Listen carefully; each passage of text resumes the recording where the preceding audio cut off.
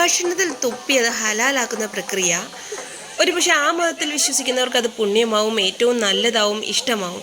എന്നാൽ ആ വിശ്വാസികളല്ലാത്തവരോ ആ മതത്തിൽ വിശ്വസിക്കാത്തവരോ അതല്ലെങ്കിൽ മറ്റ് മതവിശ്വാസികളോ ഒക്കെ ഈ കാണിക്കുന്ന പണി കാണുമ്പോൾ മോന്ത അടിച്ച് എവിടെയെങ്കിലും ഒട്ടിച്ചു വെക്കാനാ തോന്നുക. അവർക്കിതൊക്കെ കാണുമ്പോൾ അറപ്പാണ്.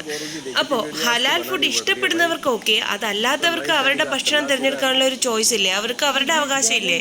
അതുപോലെ തന്നെ യോഗി ആദിത്യനാഥും UP ഗവൺമെൻറ്റും ക്ഷേത്ര പരിസരത്തുള്ള അല്ലെങ്കിൽ ക്ഷേത്രത്തിലേക്ക് പോകുന്ന വഴിയിലുള്ള ഹോട്ടലുകളിലെ ആളുകളുടെ പേര് മറ്റു വിവരങ്ങൾ എഴുതി അവിടെ ഒട്ടിക്കണമെന്ന് പറഞ്ഞത് തെറ്റാണോ? കാരണം ഹലാൽ ഫുഡ് വേണ്ട എന്നുള്ള വിശ്വാസികളുണ്ട്. അവർക്കും ഭക്ഷണം കഴിക്കണ്ടേ? അത് അവരുടെ അവകാശമല്ലേ? ഇങ്ങനെ തുപ്പിത്തരുന്ന ഭക്ഷണമാണോ കഴിക്കേണ്ടത്? ഒരുപക്ഷെ അവരുടെ മതവിശ്വാസ പ്രകാരം അത് നല്ലതായിരിക്കാം, എന്നാൽ എല്ലാവർക്കും അത് നല്ലതാവണമെന്നില്ല. എന്തൊരു വൃത്തികേടാണിത്! തുപ്പി തരുന്ന ഫുഡാണെന്ന് അറിഞ്ഞാലല്ലേ അത് ഒഴിവാക്കാൻ പറ്റുള്ളൂ.